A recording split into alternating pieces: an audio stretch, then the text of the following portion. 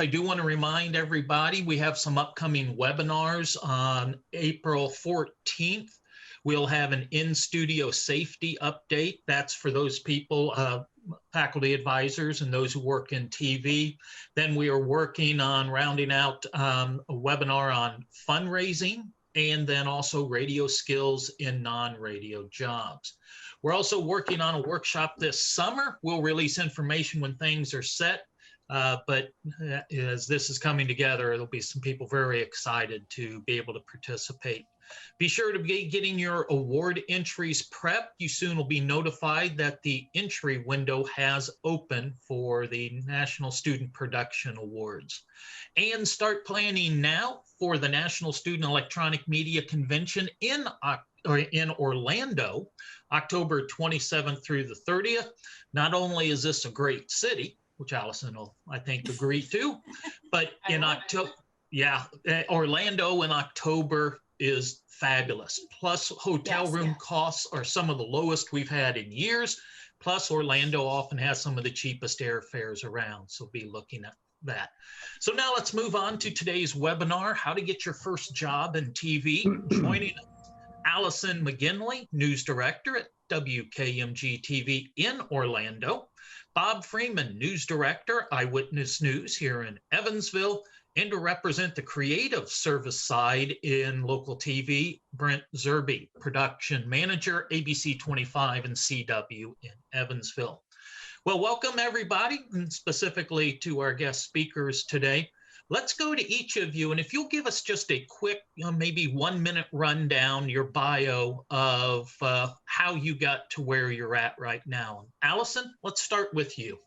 Yes, sir. Good morning or afternoon. It's afternoon for me here in Orlando, and I'm a big proponent of Orlando in October, especially the theme parks in October. It's really just kind of a local time. So if you come, make sure you check something out like that. I have been here at WKMG, which was WCPX, when I started for 27 years. I started out as an intern. I grew up here in Central Florida. I went away to Boston to go to school. And during my internship, I was offered a job. That job was VOSOT gatherer. I said, you know, I think I'll go back to school because that doesn't sound like a job that's going to last one more budget cut. So even at 22, I understood that news budgets were not of great significance always. Went back to school, came back and interned again and was offered a job as a weekend assignment editor. And I said, that's a job that's going to last. So I took it. I transferred to here to the Nicholson School of Broadcast Journalism here in Orlando. Continued to work 5 days a week, go to school 2 days a week. Had no college life, so God bless you if you got to have one. And have enjoyed the opportunity to be an assignment editor, become an AP, become a producer, become a special projects investigative producer, take over that unit, and then 5.5 years ago became news director here in Orlando. So lots of opportunity and experience. And if I leave you with one idea today, and I'll start with it, it is to always raise your hand. Always take the initiative. It is your career. Nobody is going to read your mind. And you need to know what it is you're looking for and find the right fit. And I'm sure we'll talk a lot about that as we go through this process over the next hour. Well, thank you. Bob, how about a little bio on you? I'll try to keep it brief, and in a lot of respects, it sounds like what my friend in Orlando just said. I started a long time ago. I started in 1977, and to be perfectly honest with you, I wanted to work for someone like Brent Zerby when I finished school. I wanted to be a director. I wanted to direct newscast. And so I landed a part-time production job in my hometown of Birmingham, Alabama. Roll Tide, doing real well in the NCAAs, aren't they? At any rate, I was working in production as an apprenticed director, but you know, I needed more money than that part-time job would give me. And back in those days, I forget what minimum wage was. It wasn't very much. It still isn't. But nevertheless, I was working as a DJ. And so I came into work one evening, and we had a very small news department. It was the CBS affiliate in Birmingham, which is considerably, in fact, it's owned by my current employer, Nexstar, and Brent Zerby's current employer, Nexstar. But nevertheless, at that time, it was owned by Park Broadcasting, and they did one newscast a day. They did a 10 o'clock newscast, and they were on Monday through Friday. So I came into work one day expecting to be running camera, and I was stopped at the door by the program director who ran the news department. He said, "Hey, aren't you on the radio?" And I said, "Yeah, I am. Have you heard me?" He said, "No, I haven't. That's not what I want to talk to you about." McGinley, we had to let McGinley go today. He was the guy who was the anchor and the reporter and everything else. We had to let McGinley go today. We want you to anchor the news. And I said, "You want me to do what?" That's how I got into television news. And it was, as I indicated in the bio that I sent to you, John, it truly was trial by fire. And from there, I have done virtually, I can't think of a lot of things that I haven't done in television news. Not necessarily that I did them well, but I've done just about everything that there is. And last month, I earned I'm proud of it. I have been a news director in the Evansville television market for 20 years now. Something that has never been done by anyone before me. And the way that our business is changing, I seriously doubt anyone after me will do that. So that's me. I might not survive that. What's that? I might not survive that. It's tough. It is. Well, I did it at 2 stations in this market. So, but nevertheless. So now that I've sufficiently bored you, Brent Zerby will be the star of the show. Oh, okay. Well, I don't know about star, but nonetheless, I got lucky enough to get into a full-time position while I was still in college. Maybe overachiever, that was a whole lot to pull off, but it was fun. I started as a 2-inch videotape loader. And those of you that are out there have no clue what I'm talking about, but it basically, I loaded commercials on 2-inch tape cartridges. I just loaded tape all day. That was all it was. From there, I was lucky enough to move into the production department. I directed weekend news for 5 years at the station, and they had disbanded their promotions department. In a owner's change, they had the infinite wisdom that promotions wasn't important. And after about 5 years, they discovered that, oh, well, maybe it is. And so I got the privilege of building the promotions department at the station, which was, I was 5 years into my career, and I'm now building a department that I really had no real clue what to do. So it was fun. From there, I took a job at another local station here. I've been all over this state in town. I took another job as a production editor and lead editor there, is doing commercials, and did that for about 9 months. And at another station, they decided that maybe I'd make a good production manager. Now, I don't know if that means they didn't like my commercials I was making and just wanted me out of it, or if they really thought I had the talent. I hope it was the other, because they kept me around for about 18 years. From there, I went back to my roots at Channel 7 here and directed again for a little bit. I took care of some other promotions there for a little bit, just working a couple of different jobs. But it was kind of a holdover job. And then things opened up. We bought 25, our company bought 25. And so I moved over to 25 again. So I've been at every station in town except 14. And I went back there, and I've been here now in this position for about 5 years. I've been in the business as a whole this is my 41st year in the business. So I got caught in the business, and I love it. I'm not here because I'm not getting rich, but I'm having a blast. So even after 41 years, I can still say that. Right now, I manage the crew in the studio. I don't do the commercials anymore. I did that for 18 years. Now I just manage the people behind the scenes, making sure that the directors are there. We have camera people that are trained and skilled. And so that's my story. I'm here making sure we have people to make sure that Bob's people get seen on the air and they can hear the news that they are creating. This is interesting between the three of our guests today, that you all have been, for the most part, in a single market for a very, very long time. It's not uncommon at all for people getting into radio or TV to be going to a lot of different markets. So this is interesting, unusual. Well, let's go ahead and get started. Allison, let's start with you. What job opportunities are there in the field right now, both at your station and just in TV in general? Sure. There's been a lot, as I'm sure your students know, with internships. It's been a struggle to get into a lot of the TV stations due to the pandemic. So I know many ownership groups have halted hiring, but you're starting to see more activity opening up, more jobs open up. As a matter of fact, I just had 2 photography positions that I just filled. I just hired an MMJ. I am in the process of looking for another, or just finished the process of hiring a web producer. So there is activity, and particularly in our newsroom. When I speak to students who are in the process of graduating, what I would tell you is, despite the fact that we are market 17 at this point, which we jumped to market with the latest Nielsen rankings as people continue to move to Florida, there are still opportunities inside a large market television station. My company, Graham Media, does a trainee program. I currently have a producer trainee who is fresh out of college. She graduated in May of 2020 and started with us in June. And she's learned how to produce, and she's currently producing our overnight 4:30 a.m. Gives her a lot of exposure to veteran producers, veteran EPs. She's learned a ton. I have an assignment editor trainee, another job that is crucial to learning the ins and outs, I think, of television news and the nerve center of a newsroom. So don't think that just because you're looking at a top 20 marketplace that there isn't an opportunity for someone who's just beginning.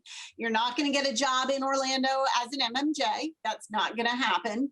But we're kind of your third market if you're looking to be on television. But when it comes to associate producing, assignment editor, those are opportunities to look for, as well as trainee positions, which I believe other companies in the landscape do also offer. Bob, how about what you're seeing at your station in the market, and even larger than that? Well, as I was talking earlier, John, and for those who might not have been on before we actually started this webinar, the digital frontier is the new frontier for broadcasters, and I'll give you an example. Just in our shop, and I'm not sure what Allison's numbers are, but I'm pretty certain when I say this, she's got a few more people than I do. We do 9.5 hours of news a day, on-air newscast, and with everyone, including me, it's 33 people. That is a lot of news that we are producing. And a couple of years ago, our company, Nexstar Media, shifted with a focus across the group, and it's a pretty darn big group now. Nexstar is the largest local broadcast group in the country. There are 110 news producing stations, including the 2 stations here, the ABC and the CW. But the emphasis was placed on digital. And out of that 33, you might be surprised that the digital number is 8. 8 people. Now, we're not at full staff. We're looking for digital producers right now. But so definitely there are openings, and will continue to be openings. I know in our group, and I suspect in Allison's group and any other broadcast group in the country, there are going to be digital openings. Because you go where the viewers are. And there used to be a saying in television news a long time ago that it was called appointment viewing.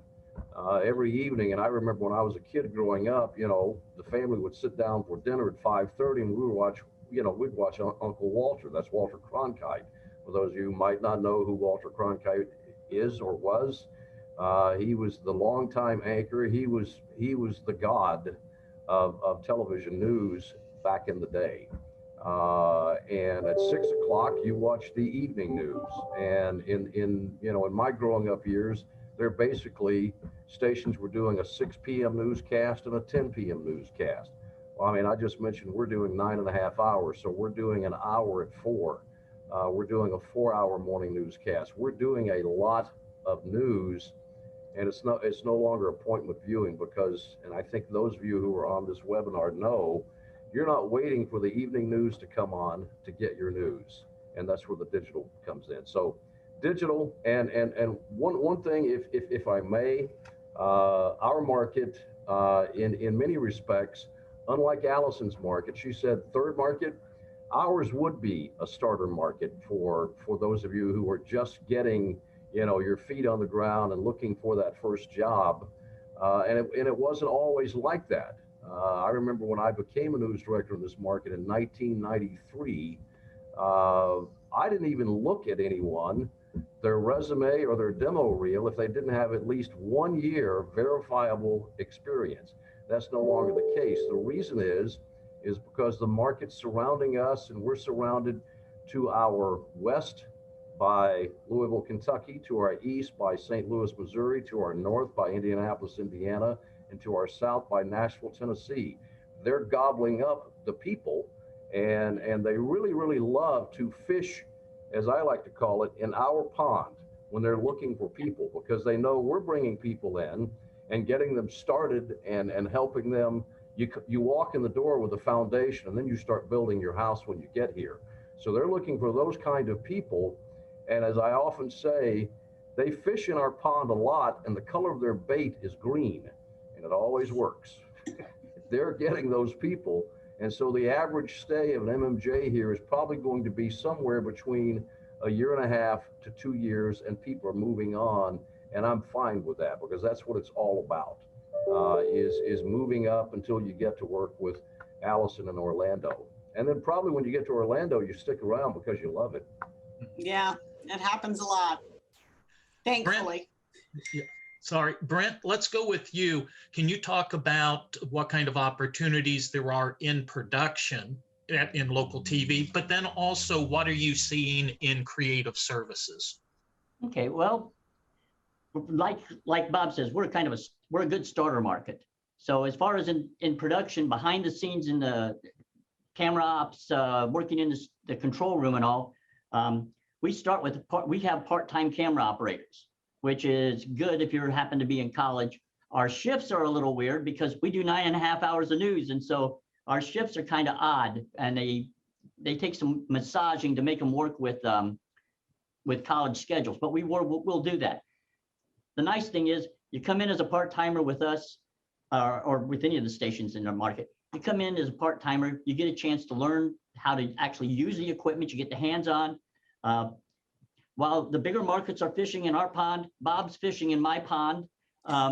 He watches the part-timers that come in, because I can't hire all of them as full-timers. So he watches the part-timers, and those that have a hankering for news, and those that have the skills and the skill set and are reliable. He sees them, he watches them, and when he has openings, he often will pull out of my department for his department, and I'm good with that, because if we find a good quality candidate, we don't want to lose them. We want to keep them around here as long as we can. So there is opportunities in the market. Moving into production full time, at least at our station, is a little rougher, because I've had the joy of having most of my team here at least 2 years, my full timers, and my senior director has been here 40 years. He just won't go away. So and he's very talented. So we'll keep him. I have a staff right now of 5 directors, and any one of the 4, I got a brand new director coming on, but any one of my other 4, they've all been here at least 5 years, and any one of them could go to any other market if they chose to. They're here mainly because they want to, which is very unusual, because it does mean that nobody else gets to kind of move up in there very often. But that's in the commercial side of things. There are opportunities to go in as a photographer, a creative writer, helping produce commercials. And we still do all-in-one shops. There are ad agencies around that do it as well. But most of our stations here in town act as ad agencies as well. So they still have that, you start from concept on up. So there are opportunities. Those are a little farther in between, because once again, the stability in this market in the creative services side of it has been really, really strong. A lot of times when they do move, they move within the market. We're not seeing a lot of them go out of town. So it's a solid market once you get in, but you got to get your foot in first. And so there are a lot of opportunities. once again, overall, I think you're seeing the same thing. I'm not sure where production is going to go because in a lot of markets, they're going to robotic cameras. They still need an operator for the cameras, but they don't need as many operators. So the idea would be to get your feet wet, understand how the cameras work, understand how things go, because you got to understand that or you can't even be a remote operator, and move on into the business in other areas. Audio operators are so important because during a newscast, it doesn't matter how good the anchors look on air. If you can't hear them and you can't understand them, it's pretty worthless. And that's kind of an area in the past that's been ignored by television as a whole. And so that's an important area. Being able to operate graphics, being able to work as a team, all those things are something you can get your feet in the door and learn how to work with that. Because if you're going to be in TV, you're not going to get to work solo very much. And especially if you're going to work in creative services or in the production department, those are all teamwork jobs. And if you're in news, obviously, that's a teamwork. You don't get to go and freelance yourself away. You have to work as a coordinated group. So there's a lot of opportunities. And like Bob says, we are in such a beautiful place because while they fish in our pond, it means for students that come in and learn under us, this market as a market trains at a higher level than a lot of markets our size do, because we know our people are not going to go 5 markets up, 10 markets up. They've got Indianapolis right here in town, and we lose people to Indianapolis, and we lose them to Cincinnati, we lose them to Nashville, we lose them to Louisville and St. Louis. So those are big jumps, and those are not the norm in most markets. So this market itself is great. So we can feed down to Florida and feed some of those other markets. We're a good place to draw from. Yeah, and is it Amy? Don't. Allison? Yeah, don't come fishing here. No, sir. No, sir. Hey, John, if I may, one thing that Brent, we call him Zerb, that Zerb talked about was the longevity that you see in this market. And if I could, you do see a lot of longevity in this market. And it's kind of like the 3 bears of the soup. It's because, you know, Evansville is not a small town, nor is it a big city like Orlando. In many respects, it's just right. And people who come into this market find that they like that lifestyle and they stay. And I know, personally speaking, I mentioned earlier that I came here in 1993, and I came here to be the news director at the NBC affiliate in our market. And I came from my sister station in Louisville, Kentucky, where I was the assistant news director. And in my mind, I mean, when I came to Evansville, I'd never even heard of Evansville. And I'm thinking, okay, it's my first news director job. I want to be there 2 years, and the first chance I get to go back to Wave in Louisville, that's where I'm going. Guys, I had 2 opportunities to do just that, as well as to return to another station in Birmingham to be a news director. And each time I said no, because my family really, really liked it here. And that family now, I have a son and a daughter who are both grown, and my wife and I have 4 grandchildren. They live within a mile of us. We're not going anywhere. I mean, we like it here, and we're staying. And I think a lot of people, well, I shouldn't say a lot, but there are some people who come into this market and they really like it and they stick around. So. All right, well, let's get into now the actual process. You know, a lot of these students joining us today, they're going to be graduating here within, 5, 6, 7 weeks. So what they need to be doing. Let's start with the resume. And of course, one of the big keys is that the students have experience while they're in college and have stuff to put on the resume. But Allison, start with you. You know, what do you see and I'll just say yes, no here at the start. Do you see the resumes first, or do they go through an HR department since you're in a larger market? I generally see them first. We have it set up so that they come directly to me. And that is a preference of mine because I don't know that when it's going to go through that process, I might see something in somebody that somebody in an HR capacity might not recognize. So they come directly to me.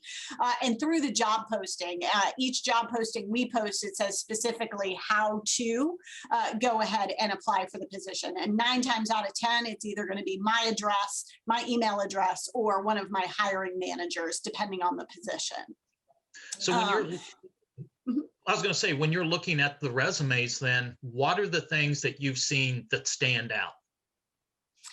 You know, and it's different for a beginner resume than it is for a more experienced resume. But what I'm going to do is take you kind of through the process of what I would look for from my market, which will help you as you create your resume and move forward. And that is a resume, we kind of say, that makes sense. Have you stuck around through a contract? Can I tell if you've broken a contract or if you maintain, does it appear from your resume you've spent 2 years maybe in Evansville and then spent maybe 3 years in Indianapolis, and now you're ready and looking to make a move to Orlando? Consistency is important. Longer resumes, more experienced folks that have been in the business for 10 to 15 years are going to have many more stations. But the question is, are they always moving forward? Are they always moving forward maybe in market size, or are they moving forward in position? Have they gone from a GA reporter to maybe an investigative reporter, and now they're looking to add anchor and reporter to their resume? So keeping an eye on that as you're making career choices. 2 years from now, 5 years from now, 7 years from now, are you always looking to move yourself forward? And so when I get a piece of paper, it doesn't tell me anything about you other than some of the basic life choices you've made. And it might also give me a little bit of insight as to, you know, if you stayed in the Northeast and that's because you have family there, I might ask you about that. You know, you seem to have spent a lot of time in the Northeast or the Midwest. What's going to bring you to Orlando? What are you looking for? Another question is always that you should ask yourself is, what am I looking for in that next position? And position yourself both in your cover letter and your resume towards your goal of what you are looking for. So if it's a first job, that's one thing. You're going to be kind of wide open, but you're going to have a pretty good idea. Do you want to be a photographer? Do you want to be a producer? Do you want to be an MMJ? And when you get through that process, be honest. Be transparent, be honest. We don't want to sell you a bill of goods, and we don't want you to do that. So always know that honesty and humanity, in my opinion, is the best policy, and that makes the best, kind of creates the best relationship. And I mentioned cover letter. I am a huge fan of a cover letter. And I know that kind of sounds geeky or nerdy, but to me, it tells me, A, you took the time to think about why you were applying for my job that I have open. You're telling me a little bit about you. I get a little bit of an insight about you. And some of the, you know, tell me about your experiences. Tell me about what you've learned. It's kind of the same as a college essay when you're trying to get into college. So use that as an opportunity to really introduce yourself to me or to Bob or to Brent or any hiring manager. And really importantly, make sure you have our names spelled correctly, the station call letters correct. If I'm hiring you to be in news, I'm hiring you to be fact-based. And I know mistakes happen, and I know this is an incredibly stressful event you're about to go into, but take your time. You know, think of it as your final college paper that you're getting ready to turn in, and you really want no unforced errors when you're looking at this process. Bob, how about you? You know, you're talking about you're a starter market. What are you looking for specifically in the resume from those recent or soon to be grads? Well, in a lot of respects, I would echo what Allison just said, with the exception of, at least in our case, in that starter market, that first job. Don't spend your time on your resume with an objective. I know what your objective is. Your objective is to get hired, right? So I like the cover letter, because the cover letter kind of introduces me to who you are, and it kind of goes beyond, because the whole idea in this process is selling yourself. And the best way to sell something is to make me, you want to entice me. So you entice me with that cover letter, and then I look at that resume and keep it simple. I'm going to give you guys a website to go to that I was looking at yesterday when I got John's note about what we're going to cover today. And it's called 43 Resume Tips That Will Help You Get Hired. That is a great read if you will look at that, because it will kind of help you with, whether you're applying, in Evansville, Indiana, which in many respects is a starter market, or you're applying in Orlando, Florida, which is not a starter market. It kind of gives you, an idea of how to sell yourself to Allison, or to sell yourself to me, or to sell yourself to Brent Zerby. And one of the things that I was looking at, and I've got it on my screen right now, and it's called a brag file. As you're going through and in your school and all those things, when you get the thank you letter, or you get the note from your your professor or the dean, someone who's talking about what a great job you did on a project or something, keep that and put it in your brag file. Use that brag file as you're composing your cover letter, as you're putting your resume together, because it's all about what have you done. In our case, you're probably trying to get your first job. So I want to know what you've done in school that has prepared you to begin. As I said, school is where you get your foundation. When you come here, we're going to help you build your house. But I got to make sure that you've got a good foundation before you're going to get my interest. So bottom line is just real quick. Keep that resume one page. I mean, I don't want to read a book. I don't have time to read a book. Keep it one page, keep it concise, and sell yourself. And if you sell yourself, you're going to get my attention. And if you're applying for an on-air position, after you've sold yourself and your cover letter and your resume, I'm going to be looking at your demo reel, and we'll be talking about that later, I'm sure. Allison, just to follow up on the one-page resume, yours is a larger market. They're going to have more experience. Are you a one-page resume person, or at that point is multiple okay? I'm with Bob. I don't have a ton of time. So if you can squeeze it all there on that one page, although I do now also own reading glasses. So do me a favor, make it not too small. So I would say strive for one page.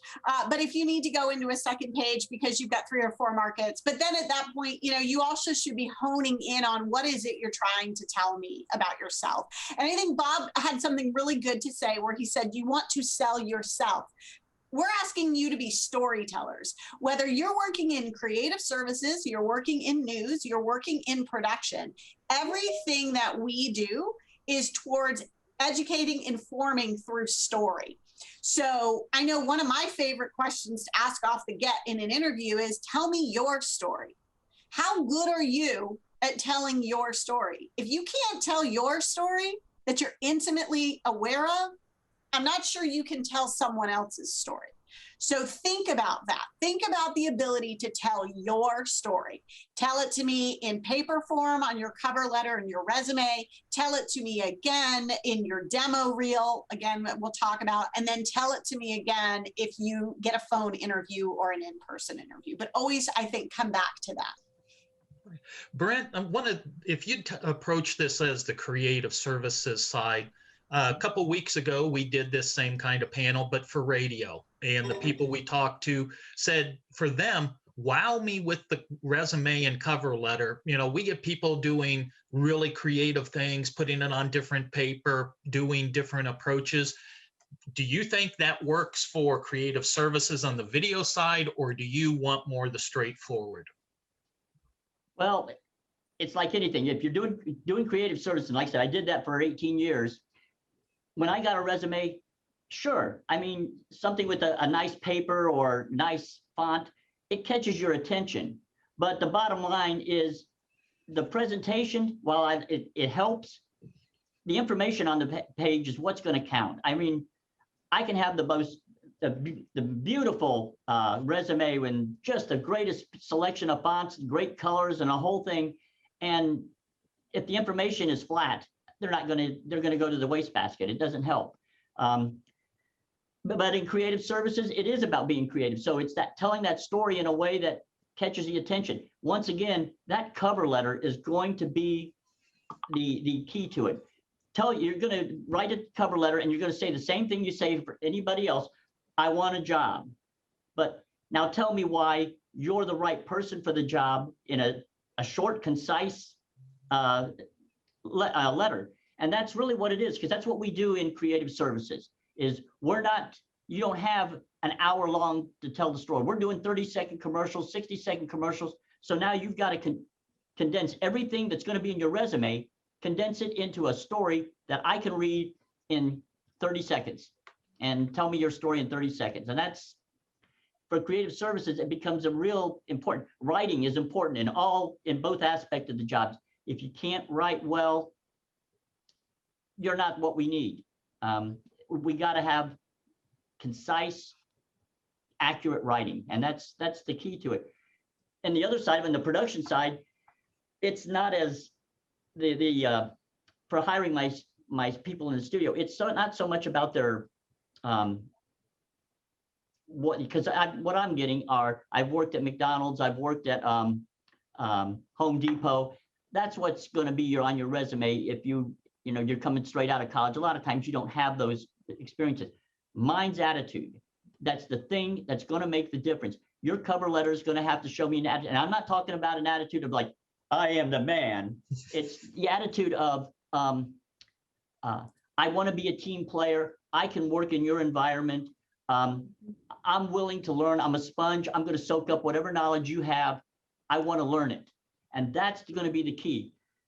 Somebody that approaches me and comes across as, I've gone to college, I know everything there is, give me the job. It ain't happening. At least not here. It's not happening. If you're not willing to take what you've learned and then learn how we apply it and apply it the way we do, I can't use you. So attitude is that's number one. I tell all my new people, attitude's number one. If I don't have the right attitude, you won't make it in our department. And it's the same in the creative services. You still are working as a team, and so you can't go in, and you got to have that attitude that you're going to work with the team and work with the client. You got to learn to work with people. All right. Well, so let's say somebody is fortunate enough to get through the resume, and you go, okay, now I'm going to the demo reel. Because Bob is the one that would be the starter market, we're going to start with Bob on this one. Bob, well, first, just a quick question. How long will you watch a demo reel sometimes before you go, nope, that's not them, and you go?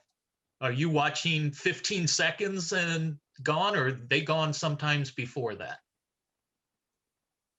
No, I don't think I've ever watched anyone less than 15 seconds. That's not to say I've watched them just for 15 seconds. Bottom line, again, I get back to when you get to us, hopefully you have a foundation, right? And you want to start building that house. So you've got a killer resume. You've sold yourself in words. You've demonstrated in your cover letter that you're a pretty good writer, that you're a creative writer. You write in simple sentences. And so it's like, you've got my attention. Now let's see what you look like. So I'm going to look at your demo reel. And the first thing that I'm going to be looking for is, if you're applying for a reporting position, the first thing that I don't want to see is you sitting on the anchor desk, because I'm not looking for an anchor. I'm looking for an MMJ. You want to tailor your demo reel for the position that you're applying for. If you're applying for a producer position, I want to see newscasts. I don't necessarily want to see you, because you're not going to be on the air. You're going to be behind the scenes producing that newscast. So just as you tailor your resume, tailor your demo reel. So let's say that, and I'm just going to look at someone that's on here. Hayden Olber is a guy that I'm looking at right now on the screen. Let's say Hayden is applying for an MMJ position here. And so what I want to see when I see that demo reel is, I want to see a series of quick stand-ups in various, venues where I'm seeing him where I'm hearing him. And then I want to see some packages that he has produced. Okay. And if Hayden wants to show himself on the anchor desk, that's fine. Show me that at the end, because I might be looking at Hayden's demo reel and saying, you know what, this guy might have some anchor potential. Let's bring him in as an MMJ and work with him as an MMJ and see what happens from there. Keep it concise. Don't spend a whole lot of time, and I hate to say it like this, but don't bore me with a lot of long stories that are like watching paint dry. Okay, I'm looking for packages that have, you know, good use of natural sound, that have good writing, that have demonstrative stand-ups, not standing in front of a building, holding a microphone, doing an out cue. I mean, again, all of that is like watching paint dry. And what you're going to do when you're here is you're going to be encouraged every single day to go out and do people stories, not necessarily official stories. If you're covering the city council meeting in Evansville, you want to get that story out of the council meeting. They're talking about raising taxes in Evansville. And God forbid you walk back into the station and all you have in your story is what I like to call BOPSA video. And BOPSA stands for boring old people sitting around. And so in this case, you've got the city council and you've got a room full of people. We see the council, you know, sitting at the platform. We see a couple of close-ups of council members. We see someone talking in a microphone, and then we see, you know, someone talking outside in the hallway, and then we see the reporter standing outside. It's City Hall, but we call it the Civic Center. I don't know why they do that, but they do. The Civic Center, and they're doing their stand-up, and they go, boom, done. No, you've just started with that story. They're talking about raising taxes. Let's get that story out of the meeting and talk with people who are going to be impacted. That's where you're going to get your people in the story. That's what I'm looking for in packages. And if your demo reel has a lot of BOPSA video and a lot of, you know, not creative stand-ups, you know, I'll be honest with you, I'm going to be thinking, you know what? They had a great cover letter. They had a pretty darn good resume. They're bad storytellers. And you might not get that starter job here. So think in terms of what are you putting on that demo reel that's going to get my attention. And more importantly, you get the job here, you're going to get viewers' attention, because it's all about ratings for us. You know, I don't want people on the air who are boring. I want people who are going to be, people want to watch them because they trust them, they like them, and they look good. You know, and all that has to do with the way you dress. Dress for success, right? Don't go out and cover a story and you look like you just got out of bed, just to put it bluntly. I mean, all of that comes into play. I probably got off track there, but that's what I look for in a demo reel. Well, Allison, let's go to you. You chuckled when Bob said he'll watch more than 15 seconds. When we get to your level, there is a difference between those who are ready and those who aren't. And it's amazing how quickly you can see. Yes. Have you ever just watched 15 seconds and said, nope, and you're on to the next one? You know, I hate to say that, yes, but your explanation is exactly right on. We know that you're going to be ready for this market or you're not. And the reality is, it's not because I want to be cruel about it, but this market can eat you up. And this market has eaten up folks who came in with 3-4 markets experience, just with the speed with which you need to be able to work. What I will tell you, though, is Bob's kind of rules of thumb are exactly what I'm looking at. You know, show me demonstrative stand-ups, show me good writing, good storytelling.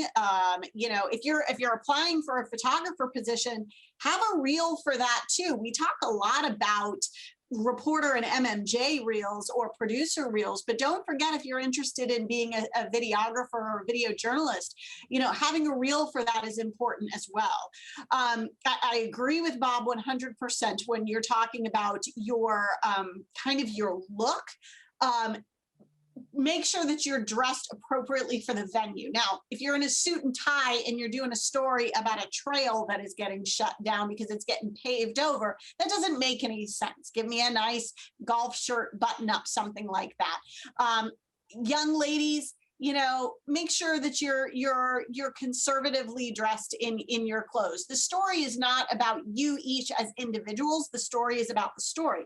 Now, what I will tell you that's kind of the antithesis to that is I need my team on the air and behind the cameras and in the booth to reflect our community. So be you, bring you into these stories and I don't mean become the story. I mean, don't try to pretend to be a reporter. You're the reporter. Okay, so don't take whatever you've seen on, in movies, etc., and think this is how I have to be. No, I hire different people, different looking people, people with different backgrounds, people that bring different levels of energy because Bob said, people come to the television set to be entertained and to be informed, but they also oftentimes come to the TV set to see people that they wouldn't see in their normal life. So who are you? And make sure you don't change who you are. Bring professional way of being. But I just had a reporter, a new hire in my office yesterday, and I was talking with him about tone and being engaging. And I said, I don't know, what was expected of you in your last market, but let's talk about what you're seeing in this market. Let's talk about the pace of the storytelling in this market. And then let's talk about how we keep Joe or Brian or, Susie in the story. How do we not lose you? And so that's a little bit of a harder concept, I think, sometimes to get. But I think it's really important to understand that I don't hire the same person over and over and over again. I'm looking for the variety that we find in our communities so that when people turn on the TV, they can turn on the TV and go, hey, I know who that person is. All right, so you like the resume, or you like the cover letter, you like the resume, you bring the person in for the interview. One of the big questions that students often have is, okay, what do you do after the interview? And then is what you do after the interview actually part of the interview process, especially maybe if you're going to be a reporter? Allison, for you, because you probably have more people applying for jobs in a larger market, do you take into account the follow through after an interview? Are they sending me a thank you note or calling me asking if you need more information? Is that important to you? Yeah, I think follow-up is very important. I will tell you, COVID has unfortunately changed a lot of the hiring processes, and thank God for Zoom, because I've gotten to have the opportunity to have face-to-face conversations. I've actually almost skipped over the phone interview and gone straight to the face-to-face because I figure I'm going to kill two birds with one stone, and I can't fly you in anymore anyway right now. I hope we can get back to that, but for right now, it's really a video interview. Yes, saying thank you. I make my kids write thank you notes. I was made to write thank you notes. I think it is the professional, human, courteous thing to do. And especially if you had a good conversation with that news director, let them know something that you really appreciated about the conversation or something you found interesting or different or unique about their newsroom that you would like to be a part of. Pay attention and then show that you've paid attention. And so, yeah, the follow through. Don't call me like that. That's not okay. I mean, it's okay, but I'm not probably going to answer the phone. It's going to take me a little bit of time to get back to you, not because I'm trying to be rude, but just because I joke I need a deli ticket taker outside of my office door. So a follow-up email, a follow-up thank you note is really sufficient, along with if there's anything else you need, what have you. I am a big proponent of calling people, whether they got the job or didn't. You're going to hear from me. I don't ghost people. But if you feel like it's been 2 weeks or 3 weeks, I generally give folks the idea, okay, so we've talked, I have a couple of other candidates. It's my hope to make a decision by X date. I will be in touch with you. And so make sure that you're finding out kind of the finality of what the decision is. I think that's a reflection on us as news directors too. And it's unfortunate that I think a lot of folks don't understand that you're a human being with concerns and wants and needs, and we should we should keep that in mind too and let you know how the job process is going. And then the only other thing I would bring up in this whole process is if you get to the point where you are having a phone interview with me or a Zoom interview with me or something, and you can't visit due to COVID, which is probably going to be the scenario for you guys here this summer, ask questions to make sure that you like the newsroom. Make sure you're going to fit in that newsroom. Ask questions about what their expectations are, what their community is like. You know, chances are good your first set of friends are going to be in that newsroom. Make sure you like that newsroom. Ask about safety. How is safety handled? Ask about decision-making processes and editorial decisions, and how much power do you have over the story, or how much discussion is involved? How much help and guidance will you get? You are interviewing the interviewee as much as they are interviewing you. Take advantage of that process. I have known one too many people that have gotten into a newsroom and it's kicked them out of journalism because they just hated it there. When if they had gone somewhere else, if they had done their due diligence, if they had asked more questions during that interview process, they may have found a home inside of a newsroom like Bob's that they would actually want to stay in, or like mine, that the people want to stay in. It's not to say that you have to pick a market, stick with it, and stay with it. But make sure that you're, as a human being, going to be happy. That's a lot of work. You're going to work really hard. You're not going to have a lot of, especially if you move across the country and you're not going to maybe have family around. Make sure you're going to be okay as a human being. So I would implore you to please interview the interviewee as much as you're being interviewed. Back to, now you're not in as large a market, so you're probably not getting, my guess, as many applications. So for you, when somebody, let's say an MMJ position, is there that much time between the interview and the job offer, or is there enough time that you want that potential applicant or a potential employee to send you a note of thanks or follow up? I think what Allison just said about that follow-up is she nailed it. I mean, that follow-up is very, very important because, again, this whole process, let's go back to the cover letter, resume, demo reel, and then you get the phone call because it's a process that we're going through and you're selling yourself. So you've got that phone interview, and that phone interview is to set up a Zoom interview because of COVID, the pandemic. Just like Allison, in this market, we're not bringing people in for in-person visits. We're doing more Zoom interviews than anything. If it's someone locally, we might have them come to the station, but chances are we're going to do a Zoom interview there as well. I know I've probably done more Zoom interviews of late, or at least within the last year, than I ever have in my life. But nevertheless, and one thing on that follow-up, if that follow-up call is to tell you that you didn't get the job, you're going to be disappointed, right? That's understandable. That's human nature. You're going to hear no's in your lifetime. But don't let that get you down to the point, or don't say something to the news director along the lines of, "Oh, that's too bad because I think you're making a mistake. You should have hired me." How do you know that you were like my number 2 candidate, and when I have another opening, I'm going to remember, I'm going to pick someone again, that I talked with Roya, and I don't know where Roya is, but Roya will say she's in Scranton, Pennsylvania, and she applied for a position here. She didn't get the position that she applied for, but of the people that I talked to, she was my number 2 person. I didn't make the offer to her. I called her, or, I told her that she wasn't getting the job. Depending on how she handles that, she might get the next one if she's still available. Does that make sense? Yeah.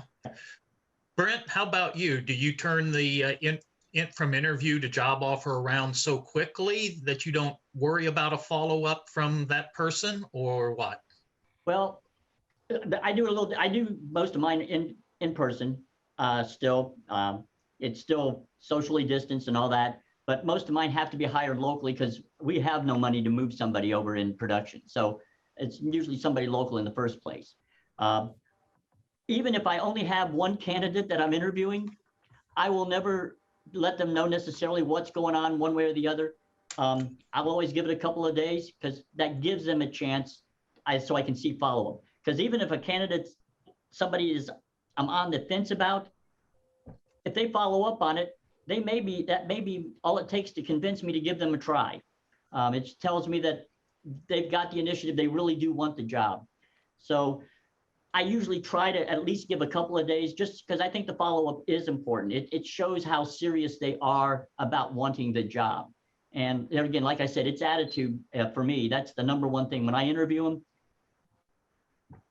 it's not so much what they tell me, it's how they tell me and what their body language tells me and what everything about them tells me when I'm watching them. Do they have the attitude to work as a team? Can they see that they can learn?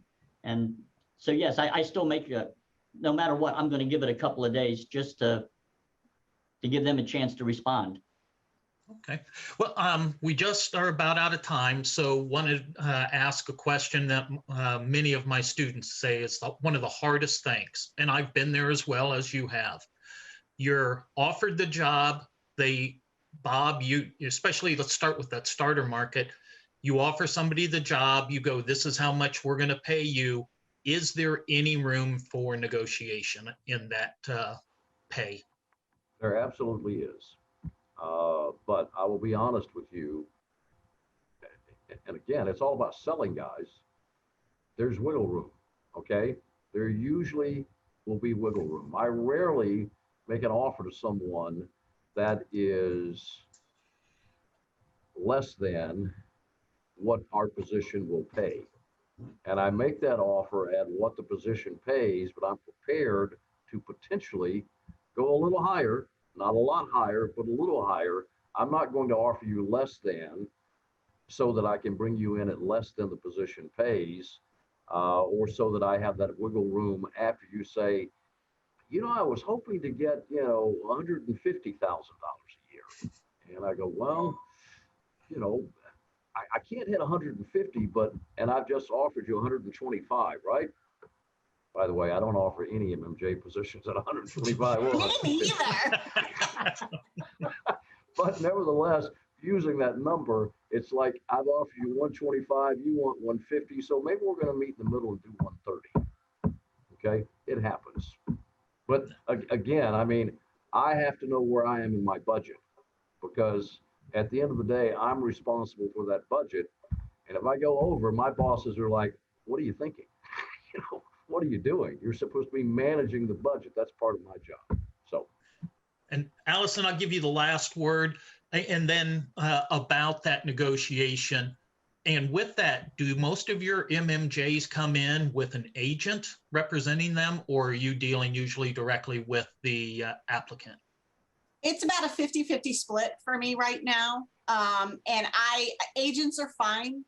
They serve a purpose, but I also believe I am the one that has the relationship with you. So I'm probably going to make you talk to me about money. And then I'm going to have the exact same conversation with the agent.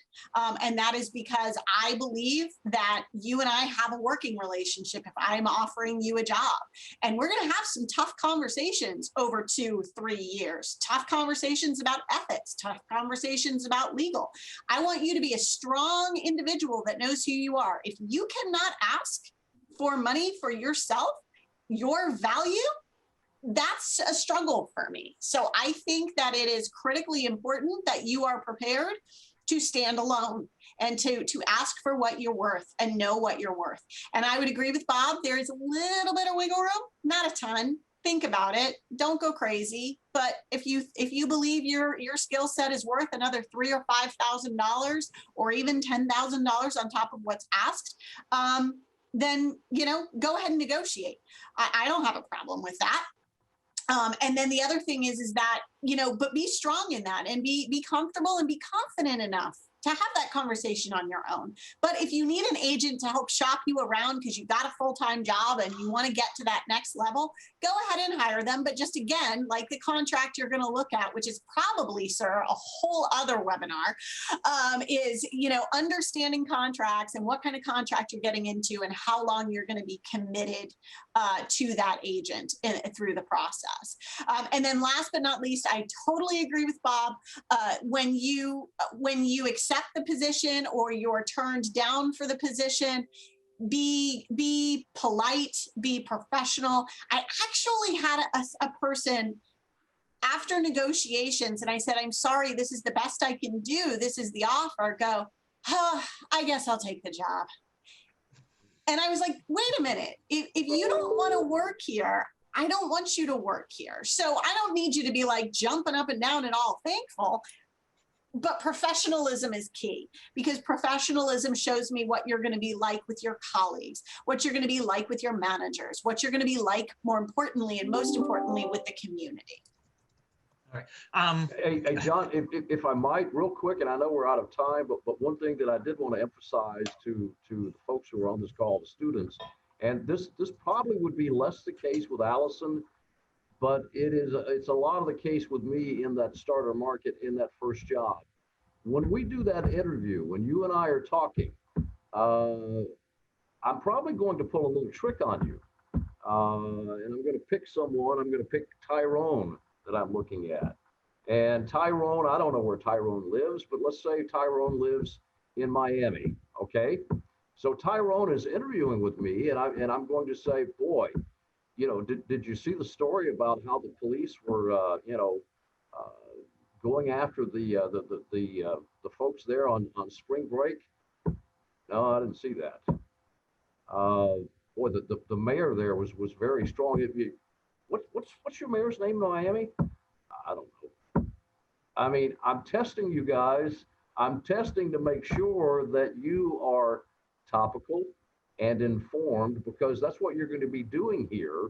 And I want to make sure that you know. I mean, the last thing I want is someone to come in and cover that city council meeting about raising taxes, and they don't have a clue what the current tax is, and they can't tell me anything about that tax rate other than the percentage. Percentage means nothing to a viewer. I want to know how much are you getting on my wallet. You know, I want the dollars and cents. Be prepared when you come for that interview that, you know, watch our newscast before you come in so that you have an idea of what's going on in this market.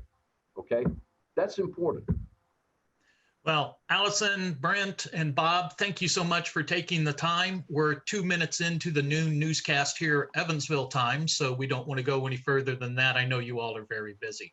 Thank you, everyone, for joining us. Don't forget the next CBI webinar is Wednesday, at this point, Wednesday, April 14th, in studio safety with equipment and cleaning as we continue to work to get over the end of this COVID-19 stuff.